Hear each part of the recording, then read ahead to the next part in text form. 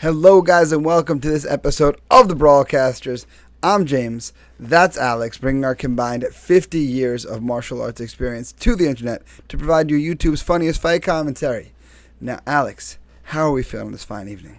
Feeling great. Guys, look, I played basketball this week. I used the Built to Brawl Hoochie Daddy shorts, and I made a game-winning shot. Okay, I just want to say this. Made a game-winning shot. I had a decent game, but I did make a game-winning shot. I couldn't have done it without the aerodynamics of the beautiful Hoochie Daddy shorts. Just saying. I'm there with you. I'm there with you. I wore them the other day around the house, and I got from my wife. I'm not sure I'm going to let you leave the house in those. Those might need to be worn only around the house. Trying to tell you guys, get ready for this summer. Yeah. Hoochie Daddy shorts. Right? Exactly. And we were talking in the last episode we filmed about the power of the Brawlcasters rash guard, and we started to touch on some of the funky stuff that we've been hitting. I have been hitting. I don't know what it's called, but I know the sound it makes when it takes a man's life. I'm so go and mount a gift wrap. I get the arm like so. Now invariably this arm comes up to start to do some business to try to push me off. So I've got my one hand around their head, and I'm holding that arm. Now that arm that's fighting me, I'll grab it, I'll lift it up, I'll overhook it, and then I'll sit out to that side under that arm. So I'm basically in a scarf hold, but I have the gift wrap. Now I'll just slide back on that arm of overhooking, just press down, and I use my knee as the fulcrum, and I arm bar them, and they have no arm left to tap with. They got nowhere to go. There's probably a name for it. It sounds like it's an arm bar, but it sounds like a shot, not a shotgun. Well, it might be a shotgun. Shotgun is you got to hold it this way. Yeah, shotgun is holding this way, so I don't know. Yeah, I think like a straight jacket or something like that is I've heard it called something like that. But it was one of those things where I'm like, let me see if this works. And I've hit it. A straight jacket. Well, straight jacket it's a hold from the back. I don't know, but like it's one of those things where I play gift wrap a lot because I like to take backs and throw arm bars. So I'm like, let me see. Like the person flattened himself. I'm like, let me see if I can make this work. And sure enough, it worked. And I've hit it on like 4 or 5 separate people. I'm like, not gonna argue with success here. Don't argue with success, guys. Just keep learning from it. Hopefully, these two fighters learn from this fight. Yeah, exactly. But when we know what I did learn from it. Really, the one thing I learned for sure, it's the power of the rash guard. Power of the Brawlcasters rash guard. Guys, get yours. Brawlcasters.printful.me. Make sure you subscribe. Get your new episodes right as they drop. Make sure you guys leave a like on the video. Help us boost the channel. You know that helps. So please just do that. We appreciate that. Comment. Right? If you guys have gotten yourself some Brawlcasters merch, I want to hear about it. Listen, maybe now's not the right time. Maybe you just had to take your dog to the vet, and for some reason it cost $600 to get them a vaccine. Not that that's a real life story, even though it is. It's maybe like, okay, can't get it this week. Go browse, but tell us what you like in the comments down below. Yeah, we're here for you. We're here for you.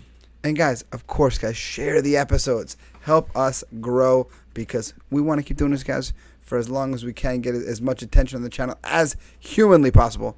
Or even, let's say as TJ Ragusa level possible. TJ Ragusa level possible.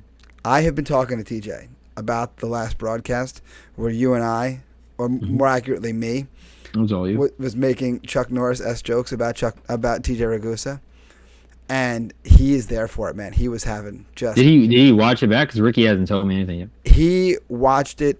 He watched it the other. It's funny. He messaged me, and he's like, I was having kind of a crummy day, so now I'm gonna go back. I'm gonna watch the whole entire broadcast, and every TJ Ragusa and Chuck Norris joke that I hear, I'm going to record it, and I'm just going to play it back for whenever I'm having a bad day like this. Good.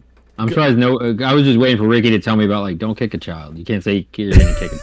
They did bring that up. I saw them on Monday. I went to the MSG Lodge party, and nice. They told me about that. Ricky was like, I don't even know what he meant. Like, it makes him want to kick a baby. I'm not sure. I'm like, did you not listen to Bada Khan?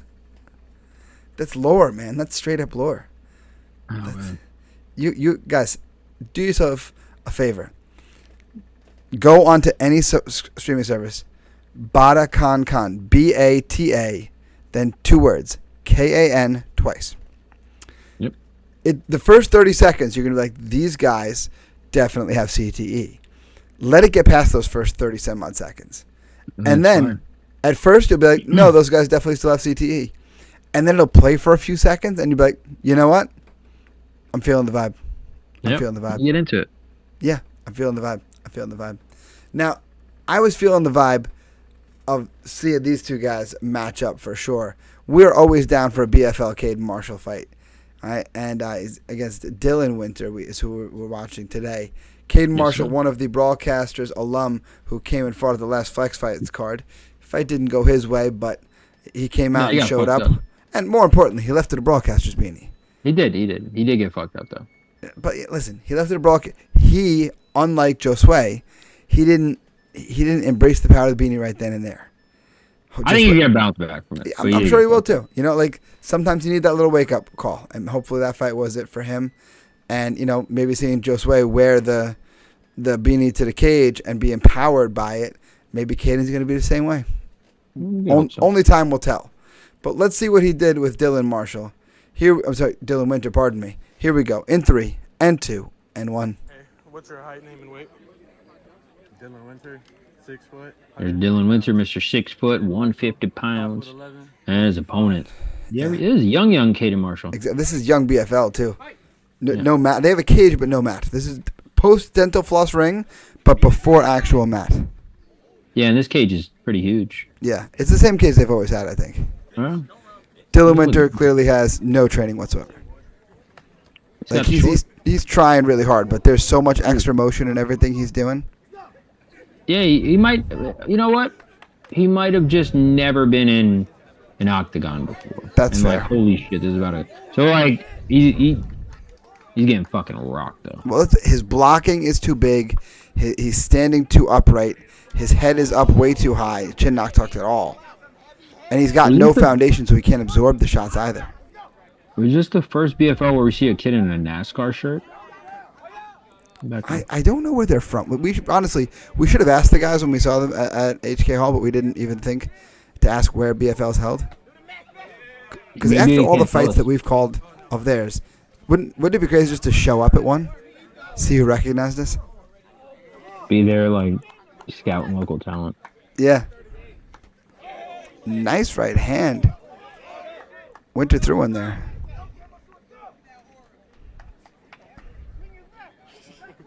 Well, I don't think Cayden expected that. No. He's like, it was an actual good punch. Just sort of fell down there. Yeah, that was straight up just falling down. I like how there's a first aid kit on the table there. That's safe. There's definitely, people receiving proper medical attention. Yeah, they just bandaged up your gash. Exactly. This lady in the maroon shirt hanging on the cage, that's not safe. I think it's a guy. I can't tell. He's getting rocked, bro. Yeah. Winter's going to have a fucking migraine tomorrow. Yes, he is. I like the photographer just kind of hiding in the back of the cage there. I couldn't see because of the camera. Oh, what a takedown almost? Yeah. I didn't know what to do after it. And he got rocked again. And he just turned his back. He just ran. See, right there is where they should have stopped the fight. Yeah, exactly. Running like that? Yeah, that's a sign that not everything is okay there. Good reversal from Marshall there. Sort of, he's in like a 3/4 mount, pouring it on. This should be stopped, bro.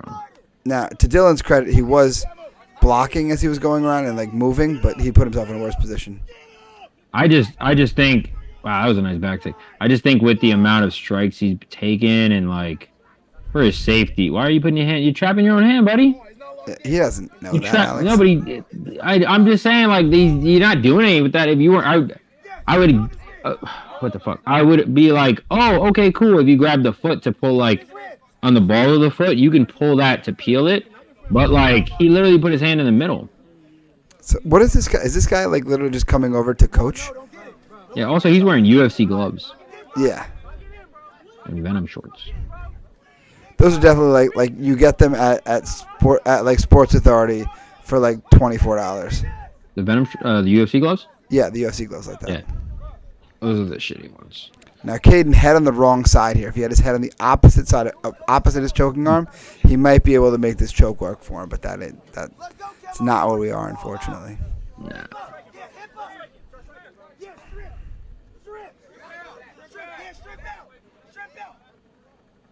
Someone yelling shrimp down. That's not a thing.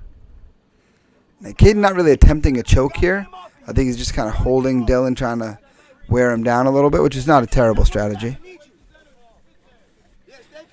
I'm more concerned about Dylan. Taking a lot of shots. Yeah. And I know you guys are sick and tired of me saying this, but like, there's a guy I sent to Mr. James the other day. Oh, nice shot. Sent to James the other day where that guy has very obvious CTE. Yes. Guy's like 23, 24, and the way he speaks, he's like, yeah. And he has to like repeat all the time, and everything sounds like he's like struggling to figure it out. Yeah, and like if you didn't know any better, you would think this guy's got a speech impediment or this guy's really high. But we know what that specific type of struggle sounds like, and it is very obvious to us that there is some damage there, and yet he continues to go and fight in things that he shouldn't. Yeah, I think he has another fight booked. He had a fight last month, and I think he has another 2 booked this month.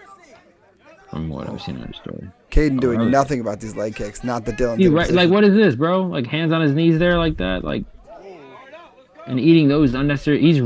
This 3 times now I counted that he ran away. Yeah. 4. 5.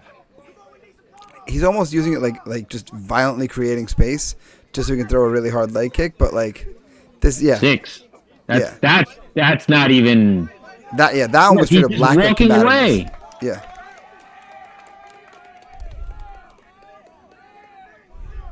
Another one. Like if Cayden threw a head 7. kick here, he would have knocked him out by now. 1 body shot's gonna put him down. Yeah. No, just keep punching him. Don't go for the takedown. Just keep. Oh, interesting attempt on that knee bar. You could actually finish this if you were smart. Because right now you have no wedge in there. Oh my! Nah, he just pulled Cayden on top of him. That's definitely a way better strategy. But the funny thing is, if he would have just got his other leg on the inside, yeah, that's a viable knee bar that can actually break your leg pretty fast. Yeah. I counter a lot of wrestlers with that. It works very well. Yeah, especially if you go to like, I call it we call it like a donkey stance, where you're on your hands and your feet. You know what I mean? And you're kind of like hunched over. What do you call it? Yeah. I call it donkey. Gotta love that great moment at the end there when the ref raised the wrong hand. That was perfect. Yeah, and then you sort of just like get their leg in between yours, and you just kind of jump through the hole. Well, that was like it was on you just highlighted it on Punch Up, the Sukolov stretch. Yeah. That what's his name? John from Long Island MMA that hit it. I don't remember his name at all. Oh my gosh, it's gonna bother me. It's like I hate to put it this way, but it's like a really like basic name. Like like John Smith or some shit. Yeah, it's like it's straight up like I'm looking up that fight card just so that I can say it because it's gonna bother me. Like you can't understand if we don't grab it.